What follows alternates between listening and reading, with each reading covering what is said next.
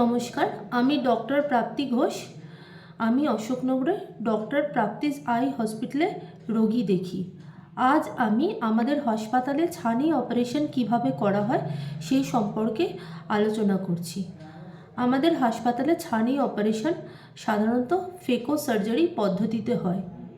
এই পদ্ধতিতে অবশ করার জন্য আমরা আই ড্রপ ব্যবহার করি। কোনো ইঞ্জেকশন দিয়ে চোখ অবশ করা হয় না। এটি হচ্ছে আমাদের ফেকো মেশিন, আর এটি হচ্ছে আমাদের অপারেটিং মাইক্রোস্কোপ।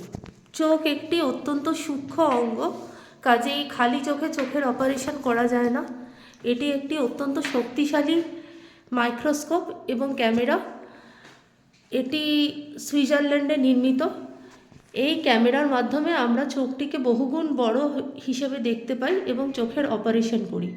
এই মাইক্রোস্কোপে চোখের বিভিন্ন স্তর এবং কি অভ্যন্তরীণ স্তর যেমন রেটিনা পর্যন্ত অপারেশন করা সম্ভব। এটি হচ্ছে ফেকো মেশিন এবং ভিট্রেক্টমি মেশিন। এই মেশিনের মাধ্যমে চোখের ছানিটিকে ছোট ছোট করে কেটে শুষে নেওয়া হয়। এগুলি আমাদের যন্ত্রপাতি এবং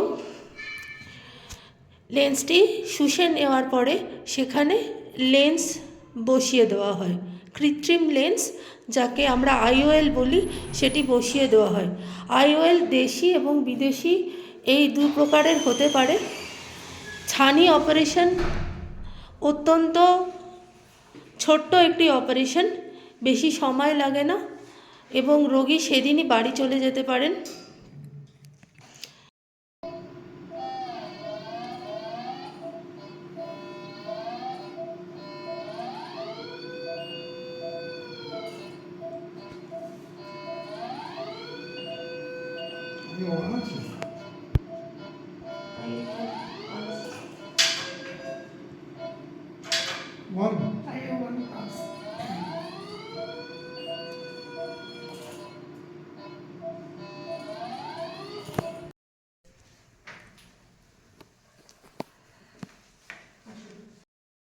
ছানি অপারেশনের পরেই রোগী নিজের পায়ে হেঁটে বাড়ি চলে যেতে পারেন।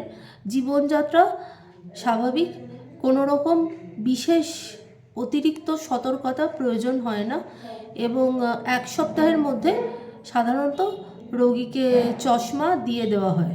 দূরের জন্য চশমা প্রায় লাগেই না, শুধুমাত্র কাছের ছোট অক্ষর পড়ার জন্য ছানি অপারেশনের পরে চশমার প্রয়োজন হয়।